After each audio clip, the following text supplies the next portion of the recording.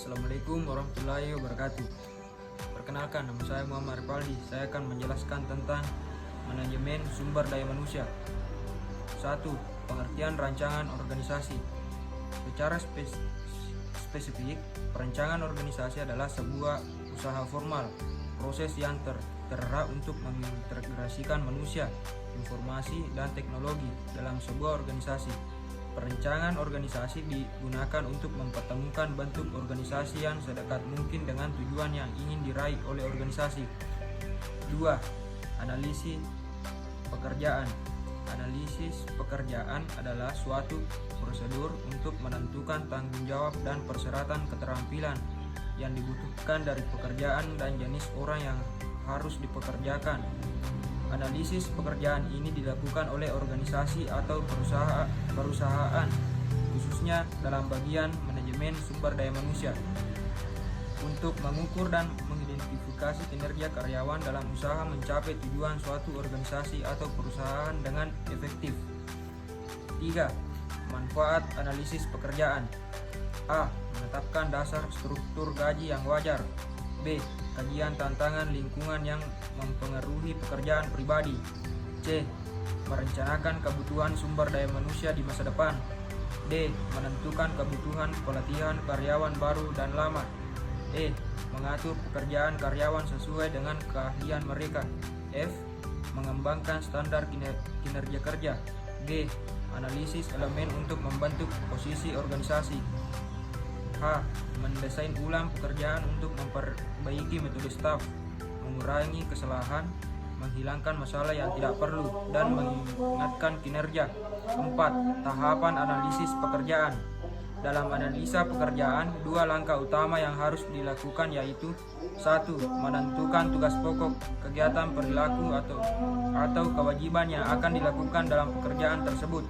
2. Menentukan pengetahuan, ability, skill, dan beberapa karakteristik lainnya, personal, sikap, ketangkasan, atau karakteristik fisik dan mental yang dibutuhkan untuk pekerjaan tersebut.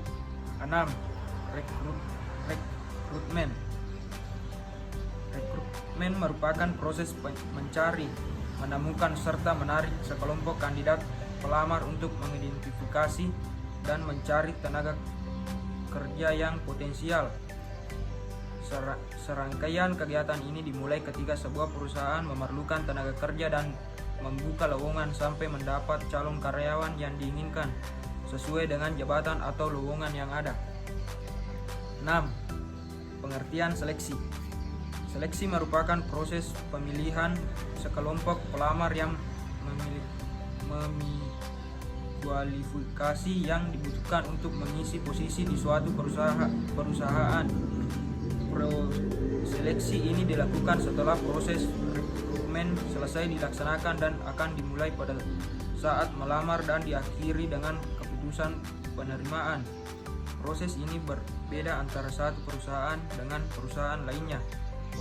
Proses tersebut umumnya meliputi evaluasi persyaratan, testing, wawancara, dan ujian fisik.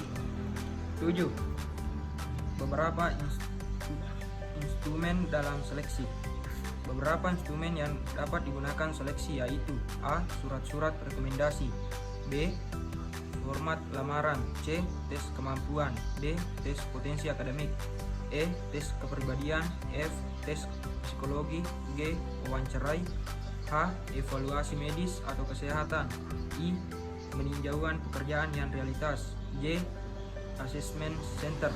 8. Pengertian penempatan. Penempatan adalah tindak lanjutan dari seleksi serta proses penugasan atau pengisian suatu jabatan kepada pegawai. Perusahaan ini dapat berupa penugasan pertama untuk menggapai yang baru sesuai dengan keahlian dan keterampilan yang dimilikinya. Penempatan posisi. Penempatan posisi yang tepat bukan hanya keinginan tenaga kerja itu sendiri, melainkan menjadi keinginan perusahaan. Individu dapat mengetahui tanggung jawab dan tugas yang diberikan serta menjalankan tugas dengan sebaik-baiknya. 9. Pendapatan Mutuat Moja tentang SDM. Menurut Profesor Dr. Soe Kitjo, Natuat Motjo, mengembangkan sumber daya manusia secara mikro adalah suatu proses perencanaan, pendidikan, dan pelatihan, serta pengolahan berupa jasa, benda, maupun uang. Manusia baik sebagai makhluk individu maupun sebagai makhluk sosial mempunyai berbagai macam kebutuhan atau kebutuhan material yang terkait dengan kebutuhan fisik atau psikologis manusia, maupun kebutuhan non-material yang terkait dengan kebutuhan non-fisik atau psikologis manusia. Sekian yang dapat saya sampaikan. Mohon maaf bila